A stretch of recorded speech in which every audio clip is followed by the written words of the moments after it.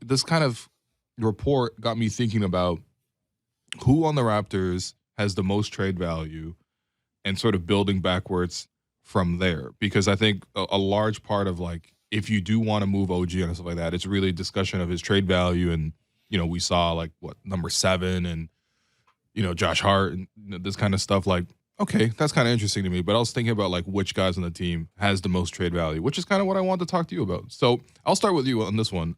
Is there anyone on the Raptors who is untouchable? Like you're not going to trade in any sort of context pretty much ever. Scotty Barnes, that's the guy. It's the only one? I think if you looked at him, the only way maybe you would even get to a point where you pick up the phone is if it's about Cade Cunningham or Evan Mobley or something like that, right? I think beyond that, Pascal is the closest. And so Okay. I think Pascal, when you look at, again, what the potential return could be, you're more than happy keeping him. Kind of tired of seeing his name attached to Rudy Gobert. Pascal is more valuable than that. So, Yeah. so I think if I had to put 2 on the list, it'd be 2. If it's just 1, then it's Scotty first. But again, Scotty's also untradeable because at that rookie contract, the players that you would want for him are not going to be eligible, pretty much. Yeah. Well, I mean, okay, so the Scotty Barnes thing, like I think even earlier in the season when it was very clear, like, wow, the Raptors have like somebody who's probably going to go ahead and contend for Rookie of the Year, be in the All-Star conversation moving forward, like just a rookie with a ton of potential. And I was even thinking about this, like maybe back in December, it was like, is Scotty Barnes already like a top 10 trade asset in the league?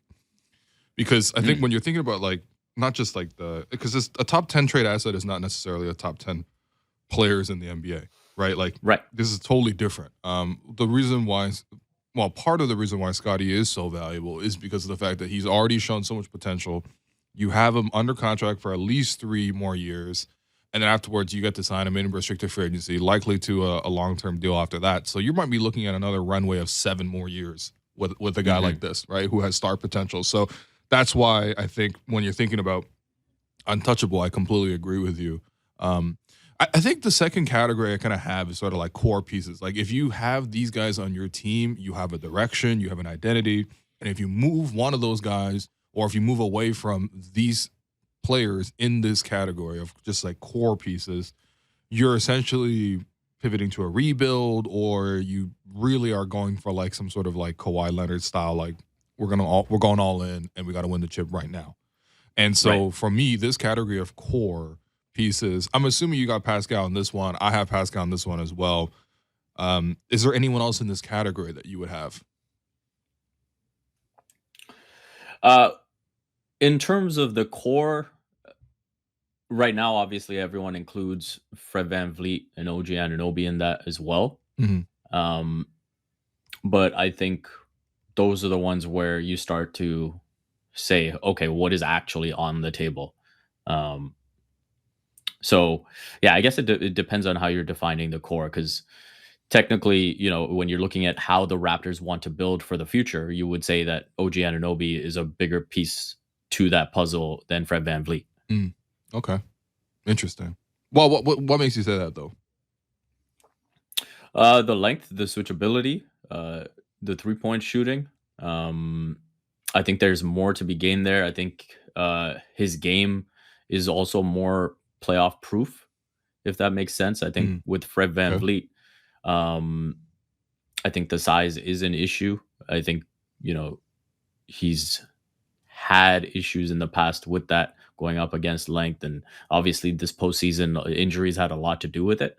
But I think when you look at the future of this team, I think OG Anunoby fits that vision 6'9" a bit better than the dude who's listed at 6 feet.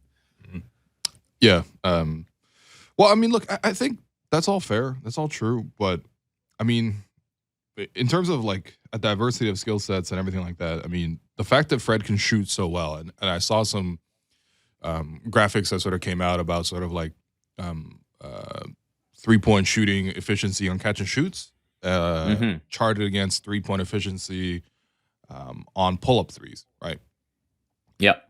And Fred is he's at like the top right quadrant. Like he's which is to say he is incredible at both of those Yeah. relative to the league wide. I mean, in terms of pull up 3-point shooting, in terms of the volume, in terms of the accuracy, it's like on par with a guy like Trey Young. And in terms of Hmm. catch and shoot threes, I think he, like, honestly, before the injury, he was the most efficient catch and shoot 3-point shooter in the league this past season. And I think when you're thinking about like the style of players that you have around them, the one common weakness is like they just short on 3-point shooting, and that's where Fred really does come in. And I would definitely put Fred in this core group of like, if you move Fred, for example, I actually don't think that. I think it would really signal a lot of things. Number one, like he's the leader of the team. Um, Yep. he is a lot of the identity of the team to me as well. I know the identity of the team is like everyone is 6'9" and playing the forwards, and obviously he's the one that sticks out. But when you're thinking about like this, almost the emotional identity of the team, like Hmm. all these players coming in who are low draft picks, who are undrafted, who look up to a guy who's won a championship, who's made an all-star in this league Fred is very much a self-made man. Like there's nothing that was given to Fred. Um, Yeah. and so when you're thinking about the identity of your team, I feel like he's too important to that. So I'm going to put him in the core for sure. And also just, he is just very, very good as a player, and he is in his prime years. Yeah. So one thing I will say is I don't want to confuse me putting, I'm just power ranking OG ahead of Fred VanVleet in that core. Okay. So, Okay. Fair, so that's fair. it's, so this is not to say that, to say that Fred VanVleet is below OG in the power rankings is not to say that Fred is not valuable. Mm. Obviously, everything that he brings to the table is immense for this team. It's a good save. But I I like think this. in terms It's of the that Thibaut long-term Courtois future, level of save. in terms of the long-term future, if I had to power rank it, it would be Scotty 1, Pascal 2, OG 3, and then Fred 4. So what do you think you could, if you were to shop Fred right now, whether you're left on this deal, bird rights as well on the deal, very affordable at the current moment. I think he's slightly underpaid by like $5 million. I guess that's not slightly when you're talking about $5 million, but yeah, what do you think you could get for Fred right now, hypothetically? Yeah, to be honest with you, it's not something I've given too much thought just because I like the idea of the Raptors just kicking the can down the road, Me too. Yep. and continuing to build with what they have. Because again, when I think of primes, when I think of the long term outlook of this team, Pascal and Fred, they might be 28, 29, but to me, they can keep going at a really high level till they're 33, 34. So Mhm. like 5 years is a really long time. So there's no need to sort of, push the panic button right now and just overreact because Scotty's 20. So in terms of trade value, I mean, I think this is where you get into a little bit of the contract situation as well. At 4 years, 85, you look at deals that might be equivalent to that. Mhm. You probably won't get fair value Yeah. No, now, that's a fair point. I like that. Yeah.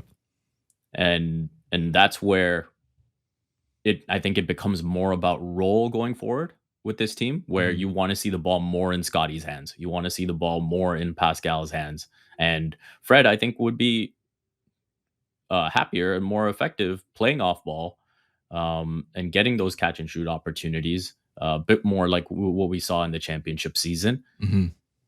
And frankly, when I think about the long term future of this team, if Fred were ever comfortable with it, once he's in maybe the down phase of his peak, I could see him transitioning to almost like a Manu Ginobili role, where he's coming off the bench and just stabilizing bench units and being himself at all times, but still, giving you a healthy, whatever it is, 27 to 30 minutes a game and impacting the game. Interesting. Interesting. That would have to be a few years down the line for sure. More than a few years Yeah. actually, but yeah, I could see that. No, I really see Fred as a guy who's going to stay for a long time. And yeah, it's also tough. There's a lot of teams in the league that could really use a point guard. So it's hard to say. Like for example, if you were like to call the Knicks and be like, "Hey, we have this first time All Star point guard. What are you going to give me?" I think you could probably get anything out of them outside of like RJ Barrett. You know, Mm. so but I don't want that to happen. I think again, like the reason I built this sort of like core group is the idea that if you move one of these pieces, you essentially are redesigning your whole team. And for me, I'm happy with the design of the team, so I don't want to do that.